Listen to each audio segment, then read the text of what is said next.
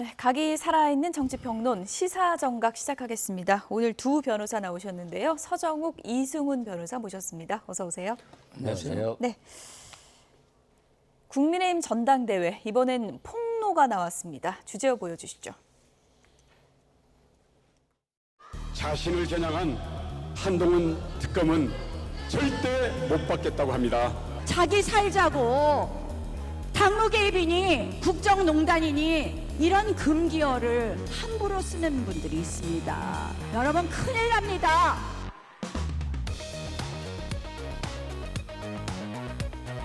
나 의원님께서 저에게 본인의 그 패스트트랙 사건 공소 취소에다가 부탁하신 적 있으시죠? 공소 취소에다가 부탁하신 적 있으시죠? 그런 식으로 저희가 구체적 사안에 개입할 수 없습니다. 법무부 장관은.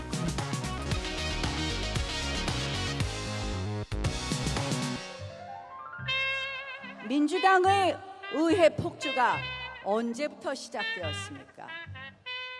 2019년 공수처법과 연동형 비례제의 선거법을 패스트트랙에 태우면서부터입니다. 빠루를 들고 문을 뜯으며 달려드는 민주당에게 맨몸으로 맞섰습니다, 여러분. 당연히 공소 취소했어야 될 사안입니다. 공소 취소는커녕 공소 취소 부탁이라고 이야기합니다. 보수 정권 후보 맞습니까? 당대표 후보 맞습니까? 한 후보의 입 리스크 새로운 위험으로 등장했습니다. 공소 취소에다가 부탁하신 적 있으시죠? 빠루를 들고 맨몸으로 맞섰습니다, 여러분.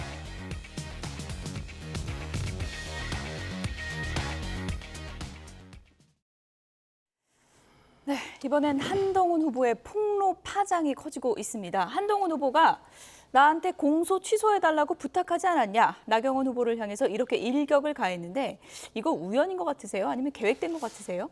계획된 거라고 보여져요. 왜 그러냐면 지금 계속 자신에 대한 공격이 집중되고 있잖아요. 예. 당무 개입이다, 국정농단하고 있다, 배신자다 이런 프레임들이 공격하고 있기 때문에 오히려 자신은 법대로 원칙대로 하는 사람이다. 대통령실과 좀 다르다. 본인과 다르다는 의미에서 이렇게 폭로를 한 것 같고요. 두 번째는 압도적인 과반수를 차지하고 있잖아요. 근데 압도적인 과반수인데 저런 폭로를 할 필요가 있겠습니까? 그건 뭐냐면 용산에서 문자 익십 논란이라든가 댓글팀이라든가 이런 것으로 계속해서 공격해 오잖아요. 용산의 견제욕이다. 선을 넘으면 나도 넘을 수 있다라고 하는 강력한 좀 메시지라고 봅니다. 네, 나경원 의원이 어제 거의 울분을 토하듯이 얘기를 하는 것을 저희가 영상을 통해서 보여드렸는데 그 2019년 그 상황, 동물국회 상황이었잖아요. 기억하는 분들 많을 텐데 내가 빠루 들고 오는 민주당 온몸으로 막았다. 굉장히 울분을 토하더라고요. 어떤 심정일까요? 저는 저 부분에 그 토론을 보면 한 위원장이 두 가지는 팩트가 틀린 거예요. 어떤 겁니까? 첫째는 이제 법무부 장관은 구체적 사건에 지휘를 못한다. 아무 권한 없이 허수아비인 것처럼 이야기하잖아요. 예. 그 법을 어긴 법 틀린 거예요. 검찰청법에 법무부 장관은 공소를 취소하거나 또는 수사관에서 구체적 사건을 총장을 통해서 지휘할 수 있습니다. 옛날에 추미애 장관 봤죠? 박범계 장관 봤잖아요. 법무부 장관은 이게 허수아비가 아니에요.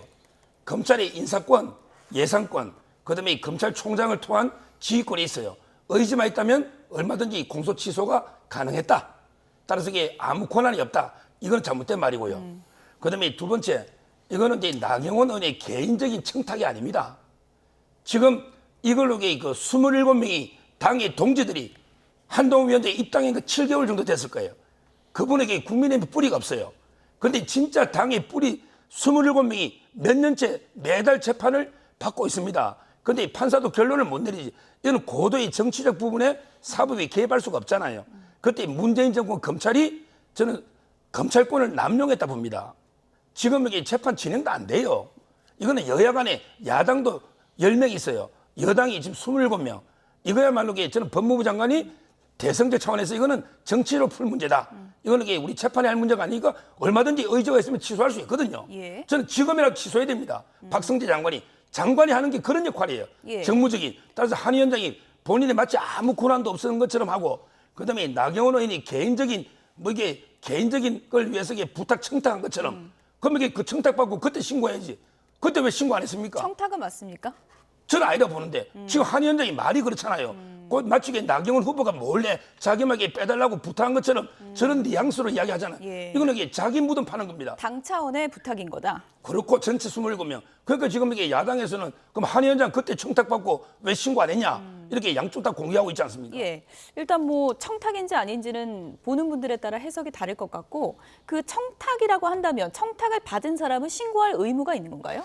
그렇죠. 한 번 받았을 때 명확히 거절의 의사를 표명해야 됩니다. 명확히 거절의 의사를 표명했다라면 신고 의무가 없는데 다시 청탁을 받으면 신고해야 되거든요. 그래서 한동훈 전 지금 후보도 한 번 청탁을 받았기 때문에 신고 의무는 없었다. 뭐 이런 식의 이제 말인 것 같고요. 그리고 거절을 명백하게 했다는 거죠. 그렇죠. 예. 거절을 명백하게 했다는 거고요. 근데 지금 이런 논란들이 나오는 것 자체가 좀 망신스러운 부분이 빠르의 추억은 실은 국민의힘의 전 신당들이 다 패배했던 추억들이잖아요. 저 사건 이후에 총선에서 굉장히 패배를 했었고요. 그리고 법무부 장관이 나경원 의원 얘기를 듣고 나서 공소를 취소하라고 검찰총장에게 지휘한다는 것 자체가 굉장히 국정농단이죠. 자신과 자신을 포함한 자신의 의원들에 대해서 봐달라고 하는 것 자체가 말이 안 되는 거고요. 국회 선진화법을 누가 만들었죠? 나경원 의원과 국민의힘 전신당이 만들었어요. 자신들이 만들어 놓고 자신들이 잘못을 저지르고 그리고 검사가 기소하니까 공소를 취소해달라? 이것 자체가 저는 좀 코미디 같은 얘기들이 지금 여당에서 이루어지고 있다 이런 생각이 듭니다. 예. 이게 뭐 청탁이든 아니든 당시에 한동훈 장관이 뭐 권한이 있었다고 해석을 했으면은 그것을 나경원 의원의 그 당시 원내대표의 그 요구대로 해주는 게 맞았다고 보시는 건가요? 그렇죠. 저는 지금도 이게 그 홍준표 시장 말처럼 지금도 이제 박성대 법무부 장관이 예. 공소 취소해야 된다 봐요. 재판이 안 되고 있다니까 지금 한 달에 한 번씩 지금 몇 년째 이게 2019년 일입니다. 그리고 이제 이거는요. 저는 그때 이제 칼럼도 썼지만 정당 방위 내지 정당 행위입니다. 아무리 그때 불법 사보임 논란이 있었어요. 그때 오신환 의원하고요. 권은희 의원에게 바꾸면서 체입에 그때 막 강금 논란도 있었잖아요. 제가 보기에 저는 불법 사보임이라고 저 개인적으로 생각하고 이게 논란이 그걸 떠나서 이거는 이제 국회에서 여야 의원들끼리 선거법하고 공수처법입니다. 선거법은 여야 합의로 통과해야죠. 이걸 이게 막는 과정이 몸싸움인데 국회에서 이런 거 있잖아요. 이걸 사법잣대로 가서 계속 재판하면 예. 지금 그중에 당선된 사람도 꽤 있을 거 아니에요.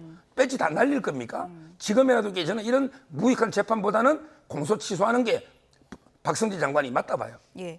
한동훈 후보의 이런 폭로가 나오기까지 그 맥락을 보면 나경원 후보 측에서 계속해서 이재명 전 대표 영장 기각된 것이 당시 법무부 장관을 맡았던 한동훈 전 장관의 실패 아니냐 이렇게 프레임을 몰아가는 것에 대한 반격이었거든요. 그 공세는 정당하다고 보십니까? 그렇죠. 지금 이게 한동훈 장관이 그냥 내가 전략적인 잘못 판단했다. 사과하면 끝날 문제인데 그것은 계속 근데 본인이 권한이 없다고 하는데 네, 영장은 판사가 판단하는 거예요. 그러니까 이게 제가 설명을 해드리면 예. 이재명 범죄가 이게 많아요. 예. 7개의 범죄가 넘어요. 쪼개면 이게 10몇 개예요. 혐의가 많다고 예. 표현해 주시죠. 이걸 이게 송경호 그때 지검장과 이원석 총장 예. 이 중앙으로 이게 다 끌어모은 겁니다. 모아서 이게 3-4개씩 모아가지고 한 번에 영장을 치니까 한 번은 국회에서 부결되니까 3개 날아가고 또 한 번에 유창훈 판사 기각하니까 4개가 날아가잖아요. 이런 걸 이게 쪼개기로 했어야 돼요. 무슨 말이냐면 이게 성남지청의 수사 성남FC는 성남법원의 영장, 그다음에 수원지검의 이번에 쌍방울 대북송금 있잖아요. 이거는 수원의 영장, 서울 거는 서울. 쪼개기로 이재명을 이렇게 7번, 10번 계속 영장을 취소해야 되는 거예요. 이걸 병합한 거 이게 전략적인 저는 판단 잘못이 이원석 총장과 송경호 지검장이 잘못했고 예. 거기에 한동훈 최고 책임자로서 지휘권을 할 수 있거든요. 예. 이재명 대표에 대해서 저는 수사를 이렇게 전략적으로 물론 판단은 판사가 하지만 모은 거 있잖아요. 이게 잘못됐다는 거예요. 어쨌든 이것이 뭐 가정법이니까 이게 뭐 맞다 틀리다 저희가 지금 그 얘기는 할 수 없을 것 같긴 한데 뭐 서정 변호사의 그 얘기는 어떻게 보세요? 장관 시절 이거 실패한 거 아니냐라는 공격에 대해서 좀 정당한 얘기라고 보십니까? 뭐 한동훈 장관이 실패한 건 맞죠. 그렇게 수사를 뭐 한 2년 가까이 했습니다만 결국 이재명 대표가 15년 받은 게 안 나왔잖아요. 그런 측면에서는 실패했죠. 그리고 실패를 했다라고 한다면 영장을 안 쳤어야 되는데 영장을 친 실패를 한 거죠. 그리고 국민의힘은 또 무슨 실패를 했냐? 한동훈 전 장관이 그냥 구속시킨다고 하니까 그것만 믿고 총선 전략이 오로지 수사 하나밖에 없었던 거예요. 그러니까 영장이 기각돼 버리니까 혼비백산해서 아무것도 못하고 그냥 다수석을 압도적으로 뺏긴 거 아니겠습니까?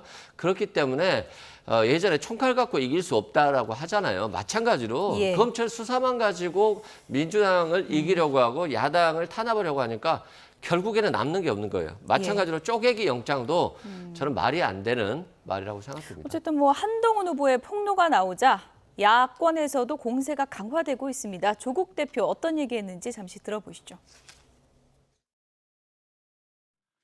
존경하는 국민 여러분, 만일 제가 법무부 장관 시절 댓글팀을 운영했다는 의혹이 일어나거나 여당 의원이 저에게 공소 취소를 해달라고 부탁했다면 어떤 일이 벌어졌겠습니까? 전국의 검사들은 게시판에 의견을 표명하고 난리가 났겠지요. 검찰도 바로 강제 수사에 들어갔을 것입니다. 문재인 대통령 부인 김정숙 여사가 여당 비대위원장에 당무와 관련된 문자를 보냈다면 어땠을까요? 네, 만약에 내가 그런 의혹의 당사자였다면 가만히 있을 건가라고 이제 조국 대표가 반문을 하는 건데요. 지금 야권에서는 당장 수사 들어가라. 이거 의혹이 한두 가지가 아닌 거 아니냐 이런 공세가 커지고 있습니다. 아마 이제 그 하나하나 이제 그 반박을 해보면 세 예. 가지인데 조국 대표 주장이 예. 일단 그 댓글팀은요 장해찬 최고가 이제 그 4개 걸음 발표했죠. 예. 다만 이제 그 한동훈 장관이 뒤에서 이제 사주나 배우에 이걸 지시했다거나 또는 이제 조직을 직접 뭐 자금을 댔다거나 이런 건 아직 없잖아요. 따라서 이제 그 댓글팀 한동훈 위원장이 개입했다는 건 없기 때문에 좀 이게 수사 이건 다르고요. 그리고 이제 또 이제 하나 제시한 게 공소 취소 이것도 이게 개인적으로 어떤 자기 욕심에 나경원 의원이 부타인 것도 아니고 27명이 문제잖아요. 그 취소가 나경원 의원 혼자 취소가 됩니까? 27명이잖아요. 그리고 한 의원장이 거절했다고 하잖아요. 따라서 이것도 이게 수사 대상 아닌 거고요. 그다음에 마지막으로 김정숙 여사가 비대위원장이 당무가 아니고 이거는 그때 사과의 당사자가 김건희 여사잖아요. 사과의 당사자인데 다만 이게 그 의논 차원에서 당하고 되게 선거의 전략이 중요하니 어떤 방식으로 어떻게 사과할지 상의를 좀 해볼 수 있잖아요. 본인이 당사자지 이걸 뭐 김건희 여사가 공천 하나 누구 달라고 한동훈 위원장이 문자 보내면 그건 안 되죠.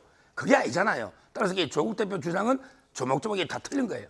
국민의힘 전당대회를 이른바 뭐 자폭전대 아니냐. 자기들끼리 지금 뭐 내부 싸움하다가 이거 자폭으로 가는 거 아니냐라는 말까지 나오고 있는데 이후에 사법 리스크가 좀 커진다면 어떤 의혹이 더 커질 수 있다고 보세요? 그렇죠. 이제 커질 수 있는 건 수사를 하지 않으면 범죄도 없거든요. 결국 예. 수사를 하고 댓글팀 수사를 한다라고 한다면 이게 돈을 주고받은 것을 떠나서 뭐 비방 목적으로 상대방을 공격하는 데 있어서 조직적으로 활용했다라고 한다면 이것도 범죄거든요. 그런 측면에서 장해찬 씨가 지금 고소하라라고 했습니다만 자신도 공범이다라고 실은 자백을 했거든요. 그래서 실은 검찰에서 장해찬 씨를 좀 불러다가 자백 진술을 받아야 될 것 같아요. 예. 그렇게 된다라고 한다면 한동훈 후보에 대한 수사도 진행될 수 있겠죠. 근데 국민들 보는 입장에서는 지금 한심하고 좀 분노가 좀 차오르고 있다 이렇게 생각됩니다. 네, 이른바 뭐 한동훈 폭로전 파장이 커지자 한동훈 후보 측에서는 너무 억울하다 이런 심정을 피력했습니다. 장동혁 의원 얘기 들어보겠습니다. 전국의 모든 후보들이 한동훈 비대위원장이 한 번만 더 유세에 왔으면 좋겠다. 1분도 좋고 5분도 좋으니까 잠깐 스쳐가기만 해도 좋겠다라고 이야기를 했었습니다. 예. 오는 것이 표 떨어지는 것이라면 굳이 오라고 했겠습니까? 그랬더니 지금 와가지고는 법무부 장관 때 한 것이 도대체 뭐가 있냐라고 이야기합니다. 예. 그동안 다른 후보들이 3명이 한동훈 당대표 후보를 공격했던 것 그리고 인신 공격했던 것 마타도 했던 것들은 다 용인이 되는 것이고 그것은 정당한 후보 검증이기 때문에 예. 그것은 다 괜찮고 네. 이것은 우리는 당을 위해서 한 것이고 한동훈 후보의 검증을 통해서 앞으로 당대표가 되더라도 우리의 당을 위해서 한동훈 당대표 후보 본인을 위해서 이것은 우리가 도와주는 것이고 반드시 거쳐야 될 거니까 이건 다 괜찮다는 말씀인지 저는 되짚어서 묻고 싶습니다. 네, 나는 지금까지 네거티브 계속 당했는데 나 한 번 얘기했다고 이렇게 나를 모함하는 것은 좀 그렇지 않냐 뭐 이런 입장인 것 같은데 어떻게 들으셨습니까? 그렇죠. 아마 이제 이거 한동훈 위원장 측에서는 이제 예. 그 배신감 느낄 거예요. 이것도 예. 배신이에요.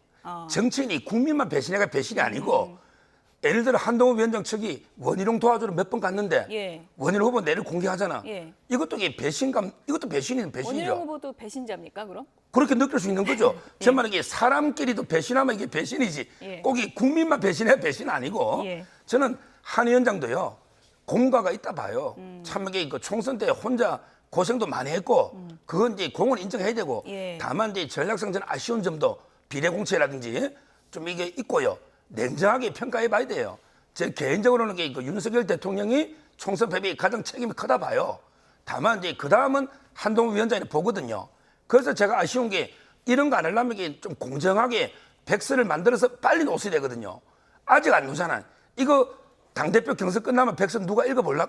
아무도 안 읽어볼 겁니다. 관심도 없어요. 예. 따라서 이게 저는 총선 패배하자마자 정말 이게 공정하고 객관적으로 백서를 내서 한 위원장이 잘못과 잘한 거 이걸 이게 평가했어야 되는데 너무 늦어버렸잖아요. 따라서 지금 이게 그 계속 공개해 놓는데 아마 한 위원장 측은 섭섭할 수는 있겠다는 생각 들어요. 한동훈 후보 입장에서는 지금 뭐 대통령과의 관계도 상당히 좀 쉽지는 않은 상황으로 보이고 후보들과도 이렇게 지금 뭐 척을 지는 상황까지 갔는데 만약에 당대표가 되더라도 이 화합하는 문제가 쉽지는 않을 것 같다는 얘기가 계속 나오고 있습니다. 저는 후보들과의 화합 문제는 전혀 어렵지 않을 것 같아요. 왜 그러냐면 김건희 여사 소환조사와 관련해서 서면조사가 됐든 소환조사 관련해서 4명 후보 다 동의했거든요. 그만큼 지금은 윤석열 정부가 반성해야 될 때라고 인정하고 있는 거예요.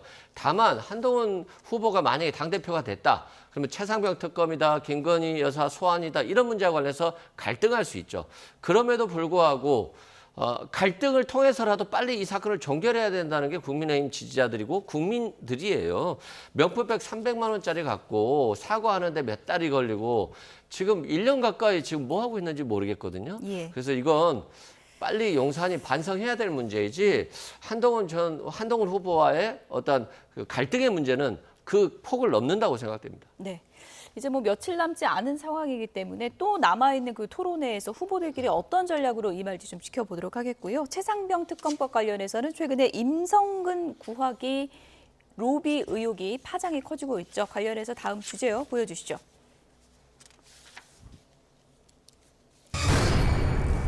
사기 탄핵 게이트다. 권성동 의원은 이렇게 주장을 하고 있습니다. 다 짜고 친 거다. 이런 주장인데요. 어떤 내용인지 들어보시죠.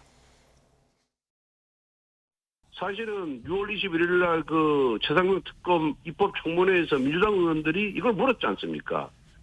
이종호 아냐? 그 임성근 사단장한테 이종호를 아냐? 네. 이걸 물었다는 거는 이쪽에서 제보를 해주지 않으면 민주당 의원이 이걸 알 리가 만무하지 않습니까? 또 6월 25일 날 갑자기 JTBC 보도가 나오고 그 이틀 후에 다시 김규현 변호사가 또 다른 유튜브에 나가서 마치 김건희 여사와 이거 연결이 되는 것처럼 또 이렇게 얘기를 한단 말이에요. 그러나 이건 저는 충분히 사전에 교감이 있었다. 이렇게 의심할 수밖에 없다.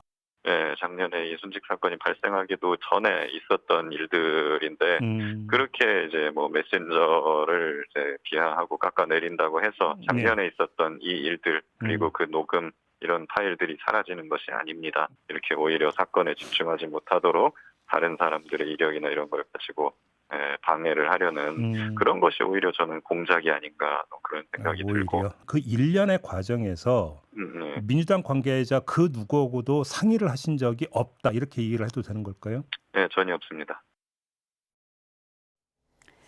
네, 해병대 선후배 형 동생 사이에 무슨 일이 있었던 걸까요? 많은 추측을 할 수밖에 없는 그런 상황인데 어쨌든 권성동 의원은 김규현 변호사 자체가 민주당과 짜고 친 거 아니냐 이렇게 의심을 하고 있는 거죠. 이분이요 1인 3역을 한 거예요. 박정훈 대령의 변호인 역할을 해요. 이분이 로스쿨 8기입니다. 검사도 나왔어요. 박정훈 대령의 변호인. 그다음에 두 번째는 공익신고자 행세를 해요. 신분을 숨기고 공익신고자. 그다음에 세 번째는 방송에 나가서는 이게 나팔수로 전파를 해. 자기 그걸 숨기고. 이게 1인 3역이에요. 이분이 처음부터 박정훈의 변호인이다 이렇게 했으면 이거 국민들이 아무도 관심도 안 가졌어요. 왜? 박정훈의 대리인이 한쪽 당사자잖아. 그러면 이게 신빙성이 확 떨어져가지고 아무도 관심을 안 가지는 거예요. 근데 마치 엄청난 어려운 이게 공익신고자가 엄청난 제보한 것처럼 떠들었는데 실제는 박정훈 대령 측이 한 거죠. 그다음에 이분이요. 서대문갑의 그 청년들 거기에 나갔잖아요. 아마 지금처럼 이게 폭로했으면 그때 됐을 거야. 근데 그때는 안 유명하니까 김동아 이분이 정지상과 이재명의 변호인이거든요. 그러니까 김동아 이분에게 억지로 배지를 주려고 이분이 떨어진 거예요. 자, 처음부터 민주당이 배지 받아 공천 받으려고 민주당에 대에 나갔다고 하면 국민들이 그걸 신뢰했을까요? 그러니까 그때 민주당하고 이미 유착된 게 아니니까 왜 공천 신청 그 나갔기 때문에 이런 걸 의혹을 지적하고 있는 거고 가장 큰 문제는 이 녹음을 언제 한 겁니까? 이게 언제 한 거예요? 8월 9일 작년에 한 거예요. 근데 공익신고자가 1년이 지나서 지금 이게 폭로합니까? 1년 동안 이게 기회를 보고 있은 거예요. 이게 하는 짓이 꼭 그 목사, 최재형 목사스러운 행태를 하고 있는 거예요. 그분도 이게 딱 사진 찍어놨고 혹시 김건희 여사가 백 들고 다니나? 이게 감시하고 있다가 들고 다니면 찍어서 폭로하려고. 근데 안 썼잖아요. 포장채로 이게 한번 뜯어보고 다시 합체가 나눴다는 거 아니에요. 저는 이런 식으로 이게 공익신고자가 1년 동안 폭로 안 하더니 갑자기 하는 이런 게 문제라는 거예요. 김기현 변호사는 이제 언론 인터뷰에서 폭로를 지금 하는 이유에 대해서 워낙에 친분이 있던 사람들이기 때문에 인간적인 좀 고뇌가 있었다 이런 답변을 하기도 했고요.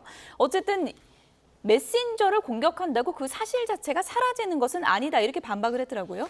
그렇죠. 뭐 김기현 변호사가 뭐 녹음을 조작했다거나 증거를 뭐 왜곡시켰다라고 한다면 그런 공격이 맞을 것 같습니다만 전혀 뭐 왜곡된 거나 그런 게 없어요. 편집 없이 그대로 원본을 내놨기 때문에 김기현 변호사를 공격한다고 해서 뭐 국민들이 반응할 것 같지는 않고요. 지금 국민들이 분노하는 부분이 이거예요. 명품백 300만 원짜리 가방이고 처벌 규정도 없다라고 하잖아요. 그럼에도 불구하고 이게 뭐 대통령 기록물이니까 이거 반환하면 횡령이라고 했다가 이제는 또 반환하려고 했다가 또 며칠 뒤에 반환하려고 했다가 뭐 지금 이게 뭐 국민들 입장에서 보면 도대체 대통령실과 국방부 이분들이 이 300만 원짜리 명품백 갖고 계속 다투잖아요. 마찬가지로 이 최상병 사건도 마찬가지예요. 국민들께서는 진실을 알고 싶은 거지 공익 제보자가 누군지에 대해서 관심이 없어요. 그런 부분에서 좀 팩트와 증거에 맞춰서 오히려 국민의힘이 빨리 한동훈 후보와 마찬가지로 최상병 특검을 발의해서 통과시켜서 진실을 밝히는 게 오히려 국민의힘에 도움이 될 것이다 이렇게 말씀드립니다. 네, 어쨌든 뭐 도이치 주가 조작 사건의 공범이 이종호 전 대표는 VIP가 김건희 여사 지칭한 건 맞다라고 이제 밝힌 것 같고요. 그러나 로비를 했다, 로비가 통했다 이건 좀 허풍이었다라고 했는데 그 허풍인지 아닌지는 어떻게 판단할 수 있는 거예요? 아마 이제 그 증거하고 상식으로 판단하거든요. 모든 사실은. 예. 자, 상식적으로 지금 이게 도이치모터 특검한다고 난리치는데 김건희 여사가 이분하고 이게 연락하거나 만나면 이분이 또 떠들고 안 다닐까요? 진짜 김건희 여사 만났으면 나 이게 김건희 만났다. 그 사건 이후도 그렇게 떠들고 다닐 거 아닙니까? 제 말은 이게 그 어떻게 김건희 여사가 이런 사람하고 이게 통화하거나 만날 일은 전혀 없다. 옛날에 주가 조작 때는 계좌를 운영했는지 모르지만 전혀 없다고 저는 보고요. 아마 근데 그 이런 사람이 전국에 많아요. 나 이게 김건희 여사나 윤석열 친한데 뭐 민원 풀어줄게 해결해줄게 이런 우리 사기치는 사람도 많습니다.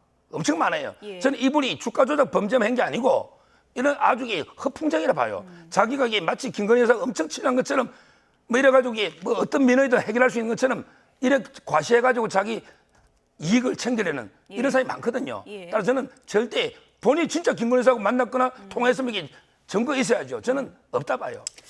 허세였다면 끝냈겠지만 당시 통화 내용 좀 길게 통화했는데 내용이나 통화 태도 이런 거 봤을 때 나는 그게 상당히 좀 신빙성 있게 들었다는 게 김규현 변호사의 주장이거든요. 이건 뭐 공수처 수사를 통해서 밝혀질 수 있는 부분이라고 보십니까? 그렇습니다. 뭐 김기현 변호사뿐만 아니라 듣는 사람도 뭐 그 진실처럼 들리잖아요. 내가 사표 내지 말라고 했고 내가 VIP에게 얘기했다라고 하잖아요. 그런데 갑자기 문제가 되니까 VIP가 해병대 사령관이다. 라고 또 했다가 나중에는 김건희 여사라고 진술을 바꾸고 스스로 그냥 허풍쟁이인 것처럼 지금 말을 하고 있잖아요. 이건 뭐겠어요? 김건희 여사라든가 윤석열 정부에 부담이 되지 않기 위해서 하는 행동들이잖아요. 그렇다고 한다면 이 사람의 진술이 허풍이라기보다는 굉장히 진실에 가깝다 이런 생각이 들고요. 예. 저는 이 정도까지 사건으로 국민들이 힘들 정도면 임성근 씨에 대한 외압 여부를 떠나서 임성근 씨 사표 내야 되는 거 아닌가요? 도대체 왜 사표를 내지 않고 지금처럼 국민들을 괴롭히는지 좀 이해하기 어렵다 이런 생각이 듭니다. 네. 임성근 로비 의혹과 더불어서 최상병 순직 사건과 관련해서 주목을 받았던 부분이 바로 이종섭 전 국방부 장관이 이첩 보류 직전에 전화를 받은 게 있죠. 대통령실 번호다 028007070 번호까지 나왔는데 이게 대통령 경호처로 지금 밝혀졌다는 언론 보도가 있었거든요. 경호처 번호라고 나왔으면 전화를 건 사람도 특정할 수 있게 되는 겁니까? 어떻게 봐야 됩니까? 아마 이제 특정은 저는 어려울 걸 봐요. 지금 이제 민주당은 뭐 김건희 여사하고 통화한 게 아닌가, 예. 뭐 이런 이제 근거 없는 막 억측도 했는데요.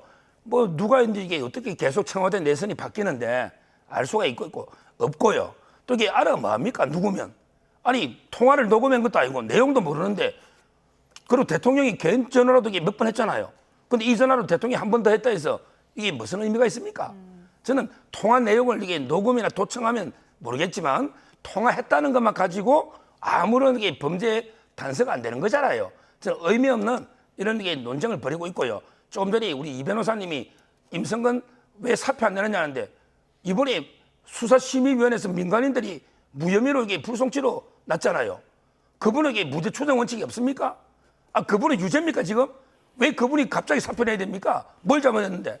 저는 그분에게 부당한 요구라 봅니다. 사표 내라는 거는. 그거는 이제 추후에 수사를 통해서 이제 예. 가려질 일인 것 같고요. 8007070 이 번호가 이제 민주당 입장에서는 수사 외압 의혹을 풀 열쇠다 이렇게 받고 어디서 전화를 했는지는 밝혀졌지만 특정인과 내용은 지금 밝혀지지 않은 거거든요. 어느 정도 근거가 되는 건가요, 이건? 그러니까 이 번호가 지금은 예. 경호처라고 나왔습니다만 경호처가 그 대통령실 번호를 다 관리하는 것으로 보여지고요. 이 경호처 이 800-7070 번호로 수발신 내역을 국방부 법원에서 군사법원에서 확인하기로 했거든요. 예. 그렇다고 한다면 대통령이 전화를 한 건지 받은 사람이 누구인지를 통해서 대통령인지 뭐 김건희 여사인지 아니면 다른 사람인지를 확인할 수 있다는 측면에서 이 외압 사건의 가장 초기에 발생했던 당사자, 외압을 행사했던 당사자가 누군지를 확인할 수 있다는 점에서는 의미가 있다고 보고요. 국민들 입장에서 보면 솔직히 뭐 대통령실에서 외압을 했다라고 다 많이 생각하고 있기 때문에 이게 밝혀진다 한들 뭐 서정욱 변호사처럼 큰 의미는 없습니다만 그래도 진실을 확인한다는 차원에서는 확인을 해야 될 것 같고요. 그런 측면에서 군사법원에서 수발신 내역을 확인하는 절차를 거친 게 잘 됐다 이런 생각이 듭니다.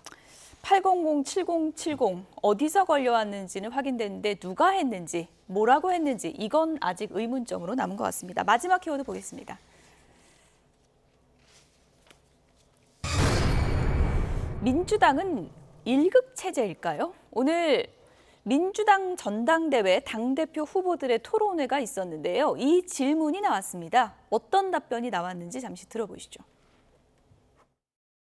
민주당을 지칭하는 용어로 일극체제라는 표현이 종종 등장합니다. 이 표현에 대해서 나는 일부 공감한다. 아니다. 도저히 동의할 수 없다. OX 들어주십시오. 공감하죠. 우리 당의 이제 생명이 역동성과 다양성인데 또 민주라는 DNA가 많이 훼손당하고 있다. 이런 그 느낌 또 이런 생각을 하는 당원들이 꽤 많습니다. 결국 이게 당원들이 선택한 겁니다. 당원들의 지지율이 80%를 넘는 상황. 그걸 일극체제라고는 할 수 없죠. 체제는 아니죠. 250만 당원이 지금 현재 선택한 겁니다. 그런 다양한 역량을 가진 조직이 되는 게 바람직하지만 이 당원들의 선택을 폄하하는 것이 될 수도 있다는 점에서 약간 우려됩니다. 이 보이기에는 일극체제인데 저희가 들어오지 않았습니까? 그래서 이제 다극체제로 좀 변하고 있다라고 생각합니다. 네, 이재명 일극 체제에 대한 이재명 전 대표의 생각을 들어봤는데 당원들이 그렇게 많이 나를 좋아하는지 주는 건데 이게 무슨 일극 체제냐 이런 반문이거든요. 저는 이제 일극 체제를 두 가지로 해석해 보면 뭐 이재명의 민주당이다, 이재명 대표가 주도하고 있는 민주당이다 이런 의미에서 일극 체제에 대해서는 동의하겠습니다만 뭐 이재명 대표가 민주당을 잘못 이끌고 가고 있다, 또 민주화가 안 된 민주당이다 이렇게 보기에는 그런 의미의 일극 체제라고 하는 것에는 동의할 수 없고 오히려 저는 이런 생각이 들어요. 국민의힘에서 지금 이재명 대표의 당원들의 절대적인 지지에 대해서 좀 고민하고 우리 윤석열 대통령도 좀 지지를 많이 받을 수 있어야 되겠다. 이런 노력들이 필요하다고 생각돼요. 윤석열 정부에서 한동훈 후보와 약간 각을 지면서 지금 당대표 되는 걸 원하지 않는 모습들을 보여주고 있습니다만 한동훈 후보가 뭐 여론조사 보면 압도적이라는 거 아니에요? 그런 측면에서는 지금 윤석열 정부와 윤석열 대통령이 바뀌어야 되는 것이지 지금 야당 비판할 일극 체제라고 비판할 정도의 여유가 있는 예. 정당은 아닌 것 같습니다. 원래 당심과 민심은 조금씩 차이가 있고 국민의힘도 마찬가지긴 한데 민주당 그 여론조사를 보면은 당심과 민심의 차이가 큰 것 같습니다. 여론조사 일반 지지층 대상으로 한 여론조사 보면은 김두관 후보랑 이재명 후보가 그렇게 큰 차이는 아닌데 당심으로 들어가면 얘기가 달라지더라고요. 그런 이제 국민의힘도 뭐 정도 차이는 있는데 예. 국민의힘도 이제 그 당심은 한동훈 위원장이 좀 더 높죠. 일반 전체 민심보다 예. 똑같은 현상이죠. 근데 저는 1인 체제가 맞는 게요. 우리가 이제 체제라는 용어를 쓸 때 예. 북한을 보통 1인 수령 체제를 합니다. 수령 체제. 예. 이게 그러면 저는 왜 이재명 일극 체제냐? 그 이재명 대표만 있는 게 아니고 최고위원들 있잖아요. 지도부가 이게 전부 친명 일색으로 이게 다 구성이 돼 있잖아요. 그리고 당의 중요한 의사결정은 전부 이제 소위 개딸로 불리는 강성 이재명 당원들이 주도하고 있거든요. 이 모든 당의 시스템을 보면 현재는 이재명 1인 외에는 견제 세력이 없어요. 따라서 저는 1인 뭐 지배체제가 일극 체제가 틀린 말이 아니다. 이렇게 보고요. 다만 이제 그 이런 1인 체제가요. 오래는 못 갑니다. 항상 이 견제 세력이 있어야 돼. 절대 권력은 이게 절대 무너집니다. 따라서 이제 앞으로 민주당도 다양성 이걸 위해서 좀 노력해야 될 겁니다. 네, 오늘 뭐 저희가 후보들 토론의 모습 잠시 보여드렸습니다만 민주당 전당대회 흥행의 열쇠는 김두관 후보가 얼마나 활약하는지 여부일 것이다. 많은 분들이 이렇게 보던데요. 앞으로 어떻게 활약을 할지 좀 보겠습니다. 지금까지 서정욱, 이승훈 변호사 두 분이었습니다. 고맙습니다. 감사합니다. 감사합니다.